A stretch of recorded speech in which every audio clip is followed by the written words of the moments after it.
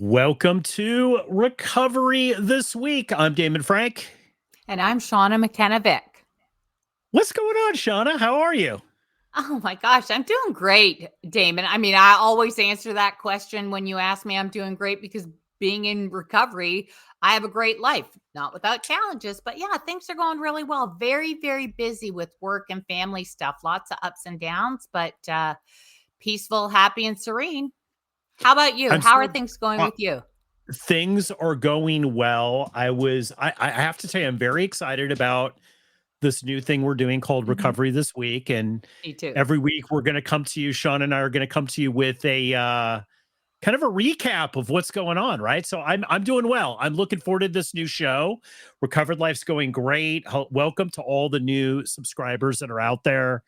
Thank you so much for joining us on Recovered Life TV. So, we've launched Recovered Life TV, and this is a great little addition to it.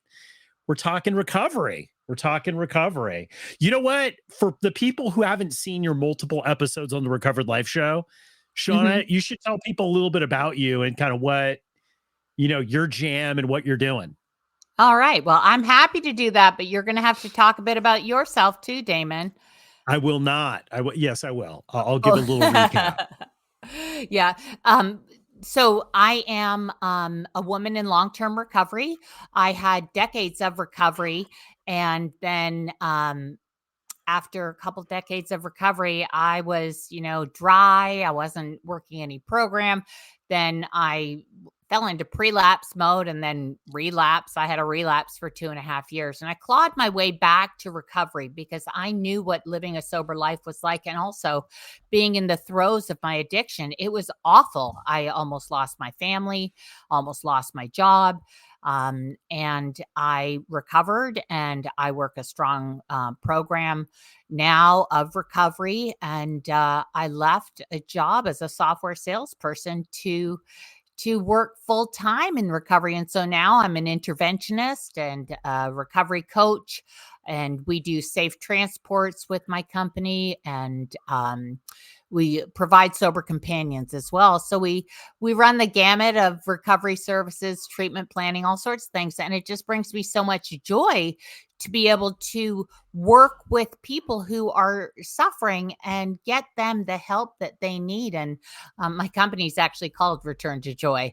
So it is so life giving to be able to help others who are struggling, because I was struggling so badly during that relapse. And to see someone go off to treatment and to get the help that they need, there's nothing like it, Damon. And that's why I love doing anything with you for Recovered Life, or Recovery Today, or Recovery This Week. Uh, And the launch of Recovery TV is just going to be amazing, with all the interviews you have lined up. So it's great to be able to recover out loud, because when we recover out loud, we when we recover loudly, we save others from dying silently. So yeah, I'm happy to be here. Absolutely. I one of the reasons I wanted to do the show was because both of us have long-term sobriety, right? And Mhm. I one of the things that I'm a business person, like I'm an entrepreneur, and I was a Yeah. talent agent for many years and a brand builder. And so when I started Recovered Life, it was really just about, Shauna, about honestly being bored in recovery. I'm going to be honest, like with everybody, I was Bored just in bored. recovery? Okay, okay, Yeah, of I can having the same understand that, yeah. look, the same Ooh, conversations over and over again. And a lot of the times recovery is, there's a lot of things. I'm a huge 12 stepper. I love 12 steps, me too. but look, it can be monotonous sometimes, like, because it's the same conversations over and over. And it's very Mhm. geared towards newcomers. And it's not geared to have a lot of those outside conversations. So that's what I started Recovered Life for, because I was just curious about different things in recovery. And over the last, since the pandemic, this has really, taken off. And now Recovered Life TV, and we've got all these shows and programming and all these great experts like you. But, I'm kind of the opposite of you. Like, even though I've done sober coaching and, have 30 years of recovery, Mhm. I also struggled a lot. In my recovery, I've struggled a lot. So, you know, um, but I'm not looking at it from more of the clinical side or the, the working in recovery day to day. I'm on the media, more of the media side of it, right? So that's why I think this conversation is great. But and one of the reasons why I want to do recovery this week is because, look, we're both very opinionated, and I think that's good Yes. sometimes, right? It It's good is. I look sometimes. forward to having the banter that we usually have, and it's okay to disagree. Or we Well, might I will. agree on everything, or we might disagree with what we're talking about. So I We think it's might. We great. might. I like disagreement because I think what it does is it creates healing and a path for people. Like, I like having the discussion, especially in recovery. So, let's dive into this week, recovery this week. A lot of stuff happened on the Recovered Life show. I have to, anyone who's listening to this on our new platform, recoveredlife.tv, definitely become a subscriber and a plus subscriber if that works for you guys to get that exclusive content. But I have to say, I have a bunch of new interviews that are coming up. We've been ramping this up. But one of the interviews I had this week, Shauna, Mhm. was a little controversial. And I've had a lot of personal conversations about I know this, which one you're talking about. So, right? okay, I I think I do. mean, Okay, keep going. and by the way, Pat, who was so nice to be my guest, right? Uh-huh. We did a whole thing on the new definition of sober. And Mhm. um, look, I have to tell you, people freak out over this topic. They They really do. do, because people like you and I who grew up in the 12-step program, abstinence was the only way. Even pharmaceutical drugs that you were prescribed sometimes were not necessarily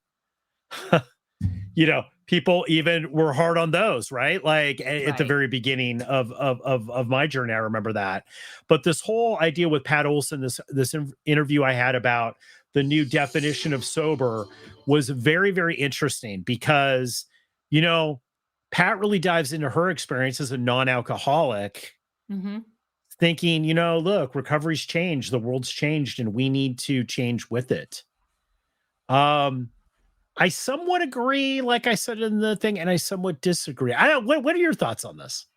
Oh gosh, Damon, I'm glad we've got some time today because I read the article. I listened to part of the podcast. Part of the interview. And as I was digging into it, my first comment is like, no, it hasn't. The definition of sober has not changed. And as I was digging into the article, it's really both that and the New York Times. It's people's opinion of the definition of sober. The actual definition of sober, there has been no guideline that has come out that says the definition of sober is now to include harm reduction. That it's people's opinions, or maybe their justification to use other mind altering drugs, but they're not using their drug of choice. I don't know. There's zero judgment. And let me tell you, you call me an expert, I'm only a life expert and an interventionist certified, but I am not a clinician. Okay, Damon, I'm not a clinician. Yeah. I'm not. I just want to make sure that that's, I can't give medical advice. These are really just my opinions and my thoughts, but for me, I don't think the definition of sober has changed at all. And I don't think that's what those articles were trying to make the definition of sober change. But, let's separate out sober and abstinence from harm reduction, or choosing to use a less, or Okay. what's perceived as a less harmful drug. Okay. Okay. I disagree with you. I disagree with you. Okay. I believe now this is where the conflict resides in me. Tell me. My personal experience says that you cannot be sober and casually drinking. You can't have a glass of wine, every month and still, quote, be sober, because you're not sober, because you're drinking and using drugs and drinking alcohol right now. Right. Personally, I believe that. Okay, like deep down inside. But Okay. here's the I believe thing. that too. I don't disagree with you on that point, which means I Culturally, agree with you. culturally, Go ahead. but culturally, I don't believe that's the case. I culturally believe that what's happened is, And I get into this with Pat a little bit. And if no one's watched this, you got to watch this episode because it's really good. Mhm. I get into it with her because she makes this point that the language has changed around sobriety, and it has, because I know a lot of people who have told me that they're quote sober, but they're smoking marijuana or they're not even an alcoholic, right? You know what I'm saying? So Mhm. so the vernacular, it has changed.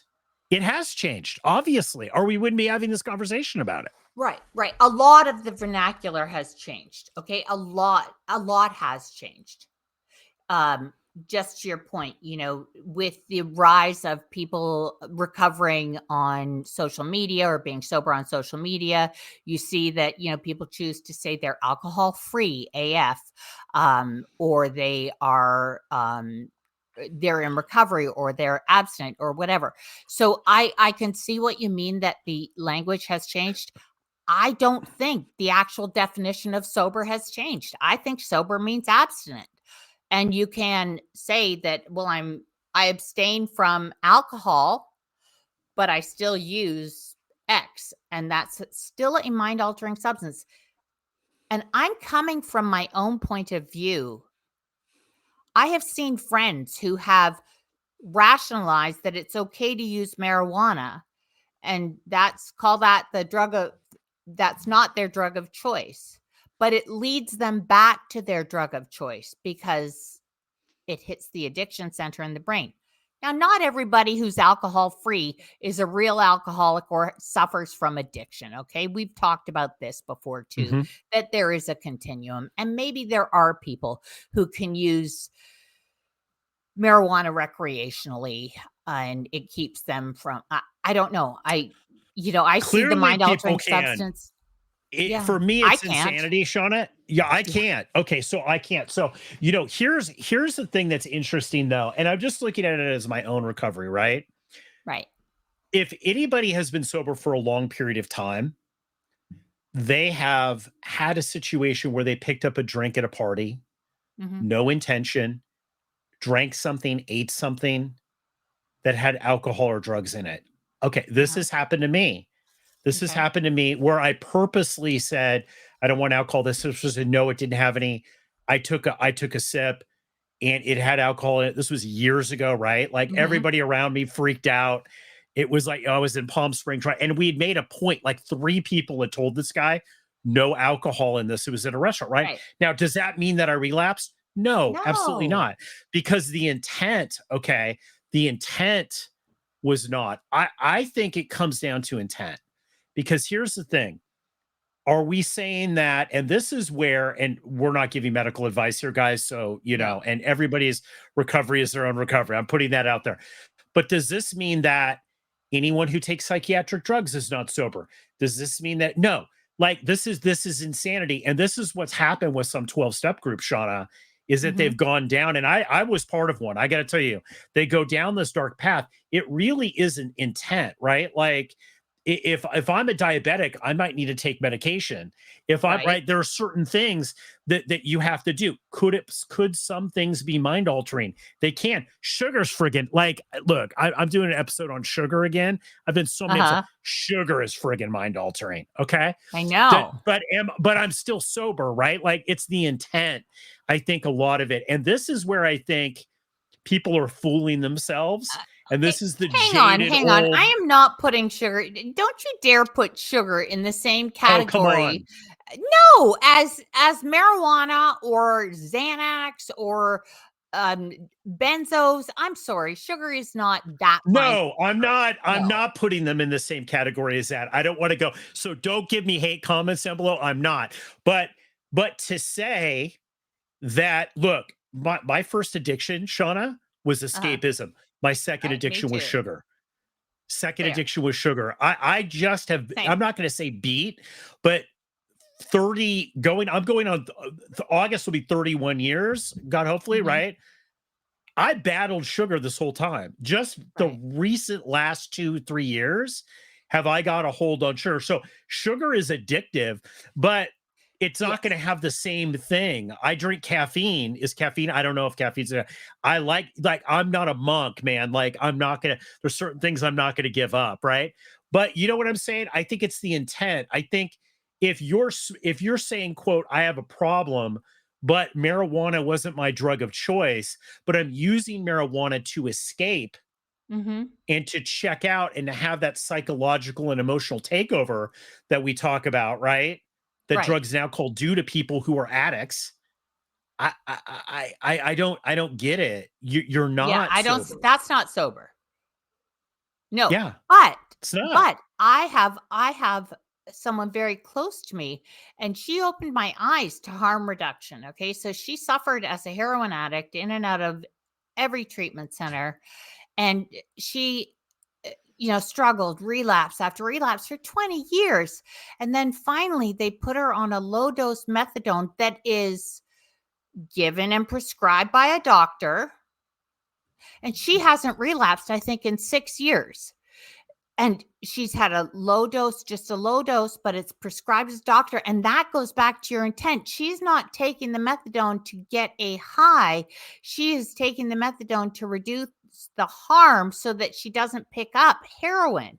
And now I don't know how methadone works. I'm not that familiar with it, but that was the first person that I really knew closely who was doing harm reduction and who was thriving because they've changed their whole lifestyle. It's not about drugs. It's not, they work in the recovery field. Like, she's amazing. And I was shocked that she still took a low dose methadone, but she said, I'm almost afraid to go off it now because I haven't had a relapse on it. And yet before, I just kept relapsing. So I think that's true harm reduction when working with a Yeah. physician for that. She but it goes back to your point about intent, right? Like, well, it's Friday night. I'm sober. I don't drink. I go to my AA meetings, but I really want to catch a buzz this weekend. Um, so I'm going to, smoke some pot. Uh, how is that different? Well, okay. So one of the things I think emotionally you start to figure out in recovery Hmm. early on, I'm saying 30, 60, 90-ish, right? Yeah. And you work with people that are in 30, 60, 90 all the time, Oh right? yeah. Like, All the so time. Or I would think zero. you would be, Zero would be one day one. maybe you agree with me on this, is that a lot of recovery is the ability to stay in the uncomfortableness Hmm. and not escape Hmm. through drugs and alcohol during that time. It's your ability to be able to stay in the uncomfortableness. So where the California sober thing really escapes me, honestly, I gotta tell you, Uh-huh. I just it escapes me, is you're running to that again. You're just Hmm. replacing it with heroin. But I'm agreeing with you. I did not think this way a year ago, but I agree with you, Shauna. I think if people are stepping down Hmm. and getting closer to abstinence, I think that's a win now. I didn't think it was a win. I thought it was a loss. People relapse. I thought it was a loss. I don't believe that now. My mind's been changed on that. Yeah, and yes, so harm reduction, but harm reduction does not equal, pardon me. Harm reduction is not the new definition of sober, okay? Harm reduction and then using drugs recreationally to change the way they're feeling, that's separate. So we've got three separate topics here, right? Like, not three separate topics, but three separate points. Um, and I get concerned, like, as I scroll through Instagram and see, oh, follow my tips for being alcohol free, and you can do it too, and it's okay, you can have as many day ones as you want. Well, for some people, they can follow some tips and stay sober or abstinent, okay? Get rid of the alcohol. For others, having multiple day ones, if they're truly suffering from addiction and the addiction has hijacked their mind and body, having day ones over and over again isn't helpful. So this whole movement is really helpful for some people and really harmful for others, of, changing the Yeah. vernacular and making it okay to have multiple day ones. And in a way it is for people to keep trying. I understand that, but I think we can do a lot of damage. Maybe we're destigmatizing the word alcoholic too much, or rationalizing alcohol use to a point where Okay. people. Okay, sorry. White I'm guy going rant. down off on No, a tangent. sorry. No. It's fine. But I have to say, white guy rant before we get too far out of this. What is white TikTok. guy rant? Okay, like old white dude rant, like get off my lawn kind of thing. Okay. Okay, got it, got it, got it. I have to tell you, I'm not cool. TikTok. I'm not cool, Damon. No, You know that. TikTok in recovery. I've heard more frigging crazy crap on that. Okay. I heard this whole thing, never ending day ones. Well, sorry. There's no Yeah. guarantee that you're going to have another in a day. I know so many people, Shauna, that thought they would get this never ending day one. No, no. If you did, thank the lucky stars. But there's no guarantee. Look, I could drink today. Tomorrow, I might not even think about recovery ever again. Right. There is no guarantee There's that, no and this guarantee is you'll ever where, get sober again. I'm gonna have to look up this never ending day one. I don't understand. Do they just say it's day one and then day, like Groundhog Day, it's day one again, it's day one again? Is that what you now mean, with the that, never now ending with day saying one? this, there's some people that are just fuming that are listening to this. So welcome to recovery this week. They're fuming because they're maybe trying to get sober. Now, message to you, if you're in or you know somebody who's in this situation, that's okay. Whatever it takes to get there Right. is okay. And I do believe, Shauna, that Mhm. many people can't handle, like they say, you can't handle the truth. They just can't handle total abstinence all at once. It's just too much for them. The risk is forgetting that they had a problem and are pursuing it after they partake a drug or alcohol is the issue. Okay. It is. Forgetting that they had a problem. So they pick up again and they go on a bender for a couple weeks, and then they, come back, and they so what I'm here, if I heard you correctly, they are forgetting how bad it got at some point to make them want to stop. Okay, well, you're talking about, okay, so let's talk about like you in your relapse, okay? Oh my gosh. There was no guarantee I was going to get back, and I clawed my way back. Like I couldn't get it. I'm so grateful that I finally got it, but we're talking 2 14-day detoxes, 3 treatment centers for 30 and 45-day stays, 4 months of sober living, a sober Yep. coach, a sober companion. I mean, I pulled out all the stops. We spent a ton of money to help me get the resources I needed so I could get sober, because I am a real alcoholic. Like, I suffer Yeah. from alcoholism, the disease of alcoholism. I am not a fair weather drinker. I'm not even a heavy drinker. I suffer from it. So if someone told me it's okay, just keep trying and keep having day ones. No, I don't think you understand. I couldn't get to a day one because I had, There you go. little bottles in my bathroom so I could start my Yes. morning with them.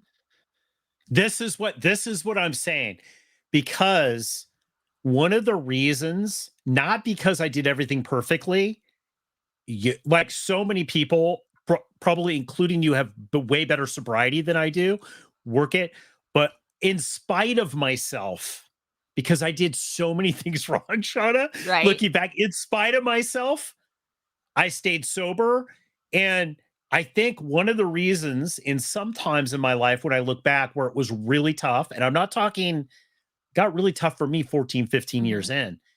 Um, when it got really tough, the reason I stayed sober is I did firmly understand Hmm. that there's no guarantee I'm going to come back. And what I heard is it was harder.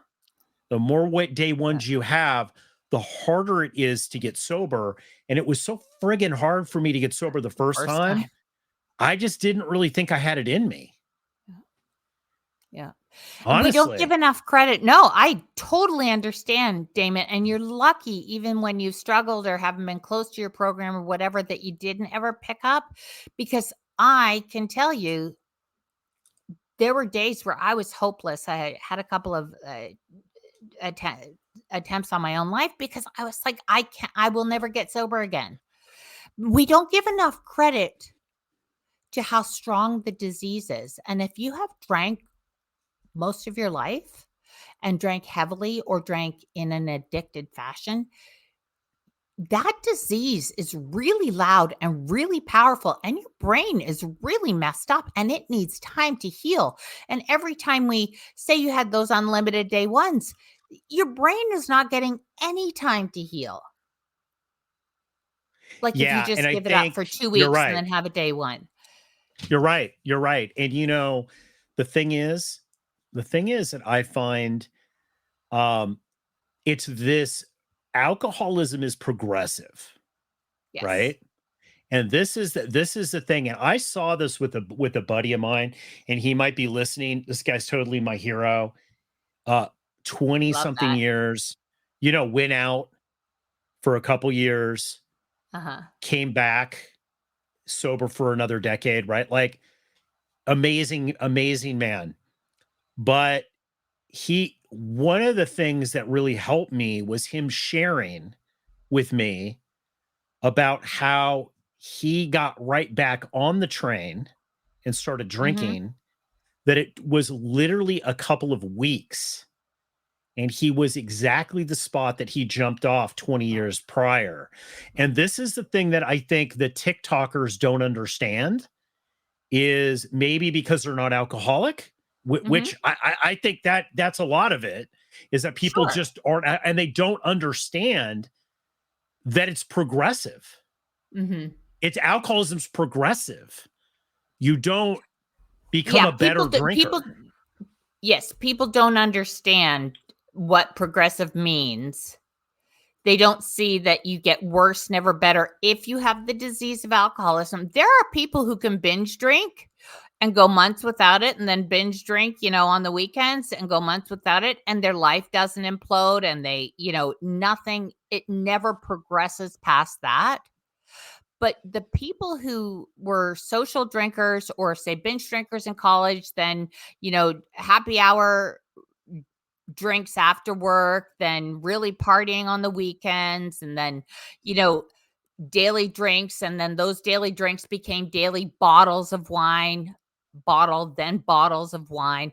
That's the progression, right? And those are the people that actually need help, not from TikTok, but from professionals so that they can get their lives back because it will only continue to get worse. Those 2 bottles a night will become 3 or 4. Our tolerance increases and our desire to continue to numb out increases. And then the chaos that we create from drinking like that and not being able to function well or not being able to function at work well, we lose jobs and then our debts are in arrears, and there are a lot of challenges that come with it, and it's difficult to navigate the treatment industry. That's why there are companies like mine and others that will do treatment planning or interventions or help, and an intervention isn't the way we do it at Return to Joy. Is not like we've seen on television where it's, everybody gangs up.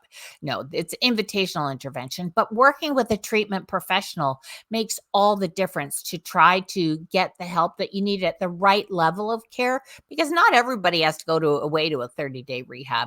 But anyway, I digress. The whole thing about the new definition of sober, I think that the drug of no choice, say like using pot, will lead you back to the drug of choice. In fact, when I was in treatment the last time, a guy said, well, I just figured I'd have a couple beers. And he said, a couple days later, I fell down and there was a needle in my arm because his drug of choice was actually heroin. But he started out with a couple of beers. And 2 days later, he's going back to his old dealer, and he'd had 3 or 4 years. Um, and he was going back to his dealer, like, Mhm.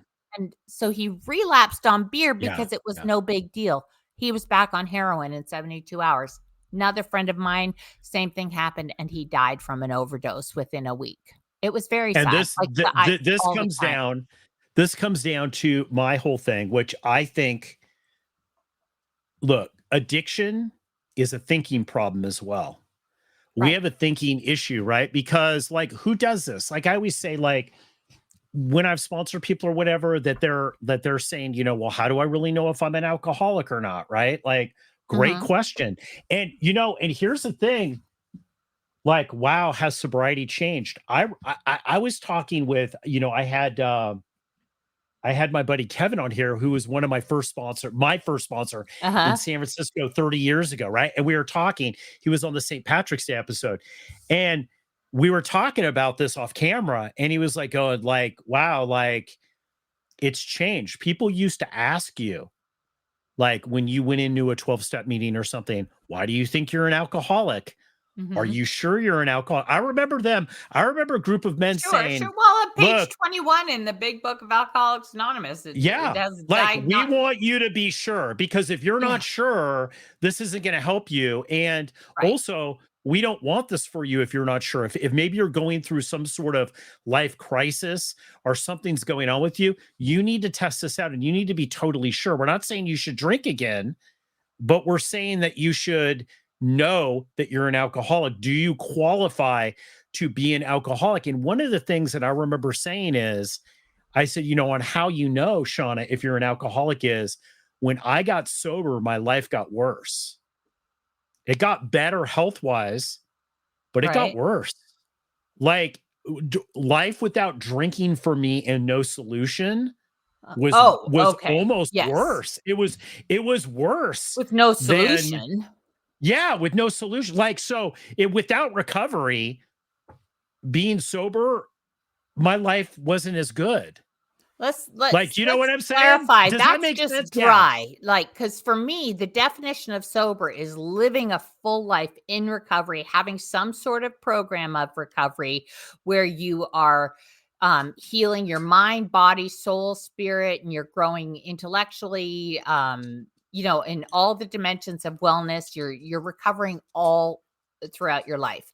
Um, but just eliminating a substance Yeah, without not doing gonna work. the work, forget it. Your life will get worse. Forget it. You may as well Yeah, drink. absolutely. And the thing that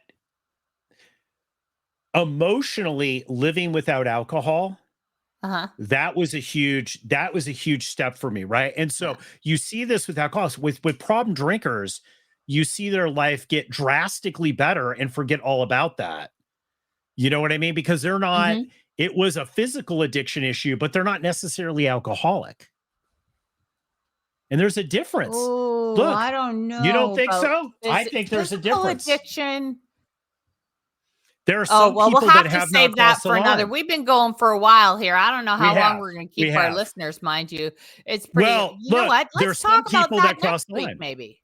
We Go will. ahead. Let's definitely talk about it next week. It's a little teaser for next week. But the reason Teaser why for I'm next. saying this is that, like, even in the big book of Alcoholics Anonymous, it, like, the old slogan that you would hear old timers say, you know, um, you can't make up a pickle a cucumber again.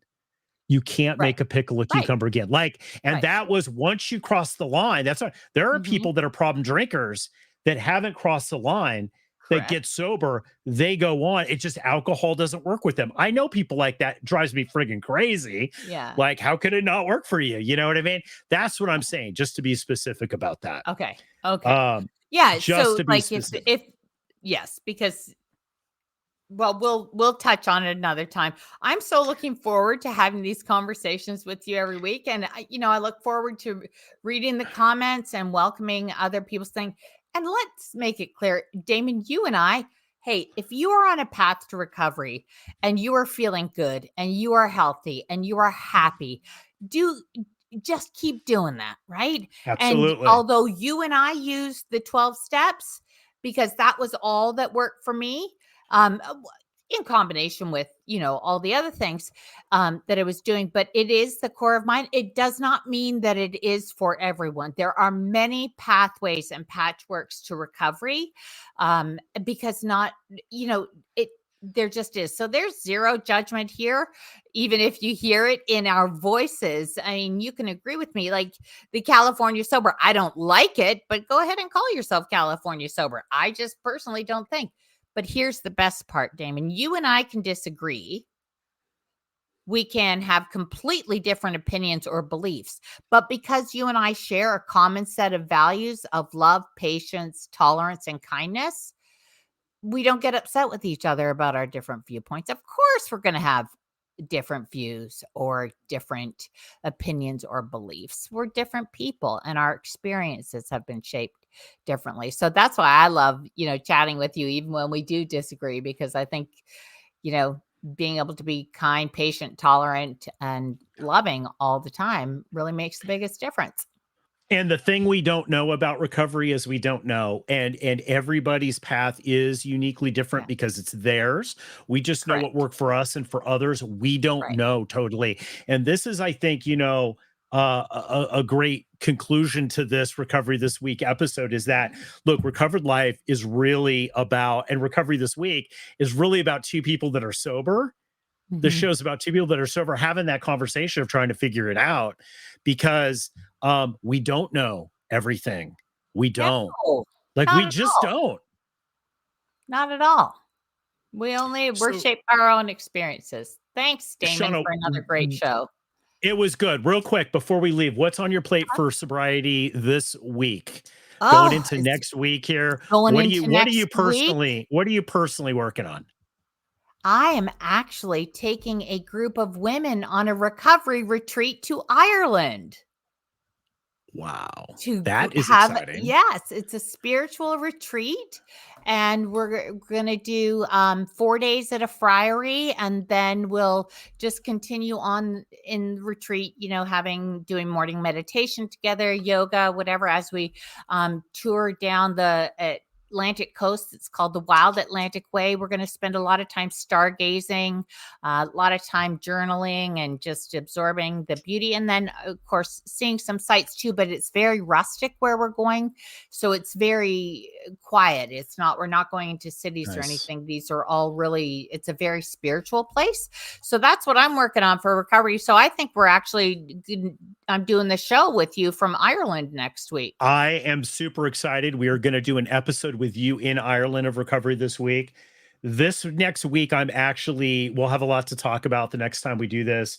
I'm actually plugging into a whole new group of 12-step meetings here in Mhm. Los Angeles. Oh, Because most of mine got wiped out in COVID, and I've been doing a lot of right. online stuff.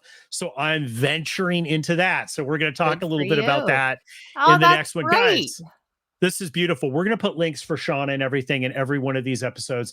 There's a link on how to get in touch with her. And guys, comment down below if you're watching on Recovered Life TV. If you're watching on the podcast, come on over to recoveredlife.tv. Got a ton of content here, and you're going to be able to see this show as well as the others every week on Recovered Life TV. Thanks so much, Shauna. I'm going to see you. Thank you, Damon. Talk to you next week. Talk to you next week. Bye.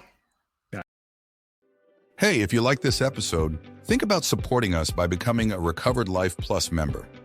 At Recovered Life TV, we're not just delivering premium recovery resources, we're empowering you with the knowledge and tools that make a real difference in the quality of your recovery.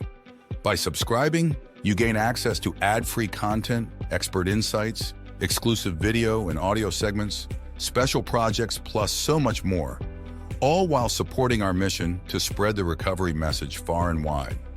Whether you're seeking to deepen your understanding or stay updated on the latest addiction and mental health recovery trends, Recovered Life Plus is for you. Subscribe now and start living your best recovered life. Just go to recoveredlife.tv and become a Plus member today.